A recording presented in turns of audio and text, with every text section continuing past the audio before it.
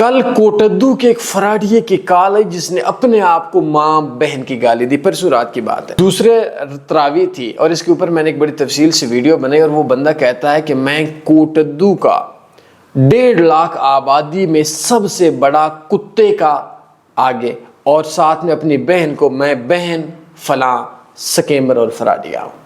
اور وہ شخص اتنا معصوم تھا کہ وہ کہتا ہے کہ میں نماز پڑھنے کے بعد قسم اٹھا کر کہتا ہے میں نے 2 بندوں سے فراڈ کیا, ایک کا 60,000 کا, ایک سے 40,000 کا.